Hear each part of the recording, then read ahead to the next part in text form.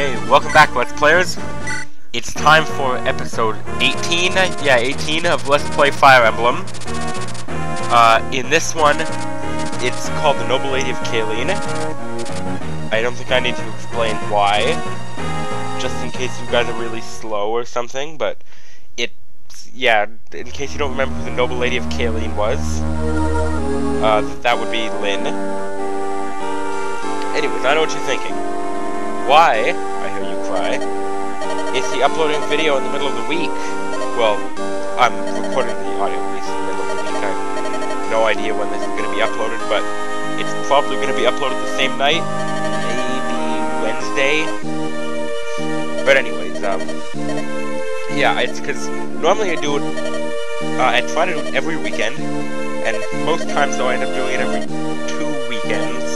Because something pops up on the weekend, or, you know, once I remember I did a backup, so I lost my save and had to re-get it, just stuff like that, it gets really annoying. Anyways, I felt bad that I hadn't done it in, 2 consecutive weekends straight for a while, so I was gonna do it, but then I got sick. And it's not like it was really bad sick, it was a really annoying sick, you know, I was coughing and sniffling, and I don't know about you, but it would be really annoying to hear me cough and sniffle every, like, third word or something, so I decided to put it off until I got better, and honestly, I was expecting to get it better by, like, Thursday, and then do it maybe Friday night and upload it Saturday, but no, I decided to get better on Tuesday morning, which is this morning, so I thought, why the hell not? Then I'll do one this weekend too, so you get a bonus. Anyway, so here we are. In case you didn't listen to the cutscenes, because you were listening to me for some reason, the castle of Kaleen was just attacked by Laos, the Marquess of Lord Darin, after he sort of ditched his son. He's gonna get the big bushy mustache! Okay, sorry for that, I just had to pause for a second, so it might seem a little... there's a spot where I stopped. But anyways, so yeah, so she decides to go back and save her grandfather, even though there's about 50 soldiers in the castle. But, you know, they're all either, like, bandit taxes and stuff, you know, and, oh my god, they're still really strong from Lyn's campaign, so I'm pretty sure they would have been able to do it alone. But they don't want to make Elowen feel all left out, so they send in him with an army of, like, 13 guys, plus Florina, Will, Zane, Lyn, and Kent. So that's another 6, yes, no, 5. And, so to say, about 18 guys attacking 50, that's just way too easy for me. I mean, I was thinking of doing, say, some challenge runs, but, you know, not on the Let's Play, because then it would get really long, like even longer than it is now. I saw some rather interesting ones. There's one, instead of taking the maximum amount of people, you roll a dice, and you take the number on that die and multiply by 2, and that's how many people you can take in the battle. There's also things like when you recruit a character, you do the same thing, you roll a die, and you can say, like, on evens, I recruit them, on odds, I recruit them, but I just never ever use them. Just things like that. And, you know, I've seen things as one, you have to recruit every single character, and, it's a little modification of the Pokemon Challenge run, where if a Pokemon's knocked out, you release it. Of course, in Fire Emblem, if the guy dies, they're gone. So it really affects Lyn's story the most, where if someone in Lyn's story dies, you can't use them. I've seen one if a unit falls below 5 health, they're considered dead, which is really annoying for Pegasus Knights. Just things like that. There's one though I found interesting, it's called the Harem Run, which is you use only girls, which would be way too easy because, you know, think of the girls. You got the 3 Pegasus Knights, which are already insanely strong, plus you get the triangle attack, so that's just like practically a guaranteed win. Okay, so for this I want Urk and Priscilla, and Dorcas and Butter are already well trained, I find. So I might as well just leave him here and let Urk and Priscilla train for a bit. Okay, oh yeah, the harem challenge. So you get the 3 Pegasus Knights. You get Isadora is your main cavalry paladin who's really strong. For your sword master, you obviously have Lyn, but then I don't really want to spoil it, but in Hector's mode, if you get bartered to a level 5 warrior, I think, there's a level, a side level, so you don't have to do it, but of course there's nothing wrong with this level at all. You get money and buy things. The sword master named Carla appears out of the arena. Also, for anyone who can't put 2 and 2 together or decided you want to support something, Carla is Carol's sister, the other awesome sword master. I can explain it later in the show. Anyway, so Barter fights Carla, and if they both survive, Carla joins you. This is the only time you're allowed to use a man, just to recruit them. Yeah, who else is there? You get the 2 healers, which is already a good bonus. You don't get mages, though. Yeah, for mages you get screwed over royally, but you get 2 good archers. And just, you know, so it wouldn't be too hard at all. It's just the lack of mages that would really hurt, unless you, like, pumped everything you had into Sarah and Priscilla until they classed up. Oh yeah, Nino too. She's also a really good mage, actually, and if you train her, it's a little known, well, not really a little known fact, but not many people know it. If you train Priscilla, she can actually be your best mage. She surpasses everybody easy. It's just the only problem is she starts as a level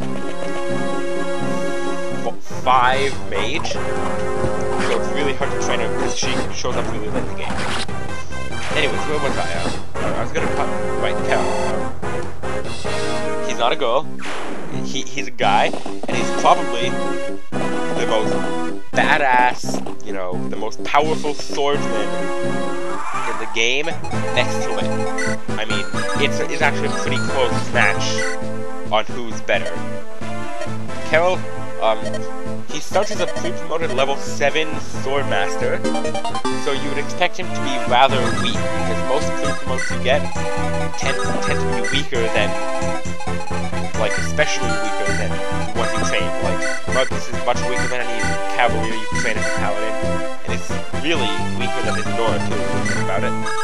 Wallace is way worse than Oswin, and just things like that. If you bother to train Matthew, he can be much better than Jafar even though Jafar is one of the few pre-promotes I actually like to use a lot.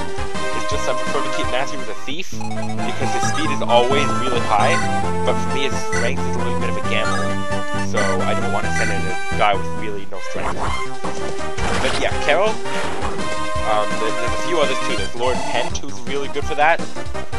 Hawkeye, I enjoy for this purpose, you know, using as a pre-promote. There's, I had him on, like, the tip of my tongue, too. There's, actually, Geitz isn't too bad. He's another pre-promote you get. He's a warrior. There's Carol, and yeah, there's Jafar. So, Carol starts at level 7 swordmaster, I already said that. And the thing that makes him so good is he gets amazing, like, stat growth. Especially, like, you wouldn't expect it, but he has really good strength growth. And he's got, you know, a really, really good, like, I'm losing it here. He has, like, really good, skill growth, obviously, and speed growth. His defense is kind of crappy, actually. But he doesn't get hit at all, so he's really good with defense. He easily can be, like, the best character in the game, and he can get to level 20, so... What the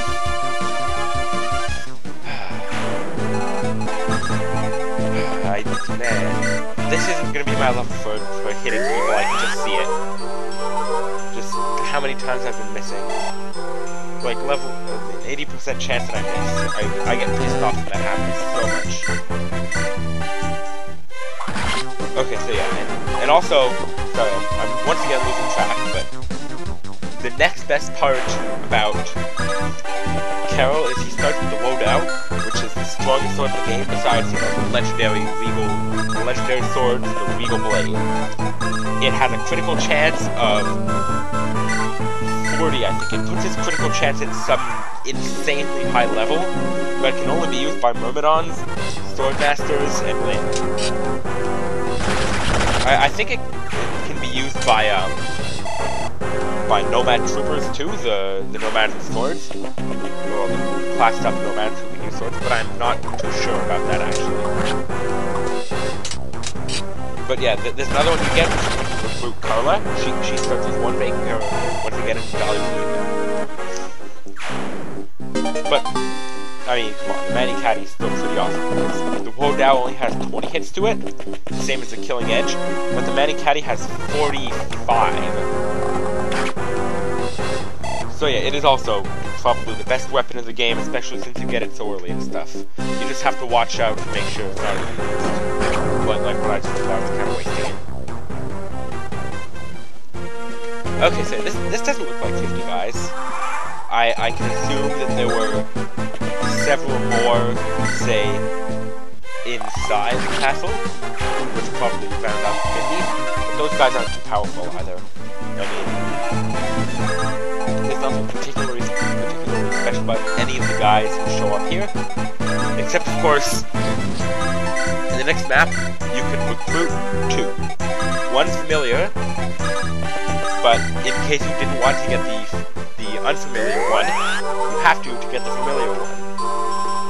I don't want to spoil it, because, well, actually, I'm pretty sure most of you have already got at least this far. But still, it's not nice to spoil it.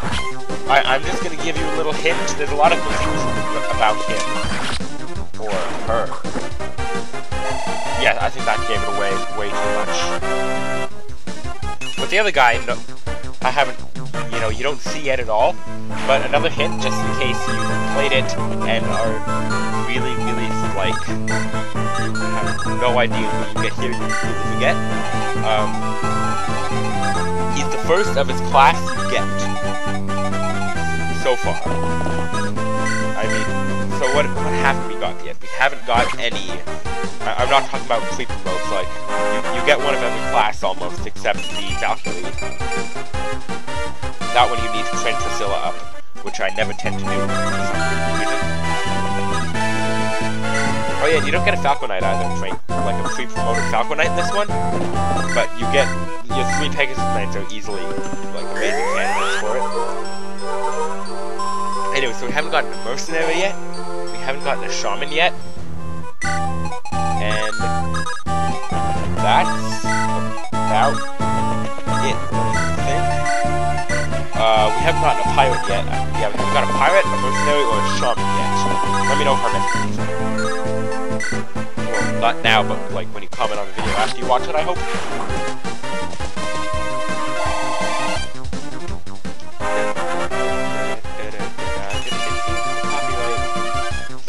Okay, so I'm kind of losing track here. We're not losing track of what I have to talk about. So I'll just look at the environment of the map a little more. Maybe that'll help you. So, I only have a minute left here. Look at the environment. The castle's on a cliff, so it's always a good idea to place your archers at the bottom of the cliff, because for starters, his archers will be attracted to yours, so they can fight and your way through the Pegasus Knights is cleared. And in case for some reason they go to the edge, then they can be, you know, shot with your archers to the enemies. Also, there are 2 cliffs that sort of funnel into one spot. Now that can be very good for you, or very, very bad for you, depending on how well your defenders are. Because if you have a lot of good people with high defense, they can block it, and then the enemy just beats their heads on your, like, meat shield until they die. But if your army is full of units who have pretty much the same stat build as a Myrmidon, then you're going to be in trouble because, you know, you have nothing to fight. Anyways, I'm out of time, so that Gamer Mexican, signing out.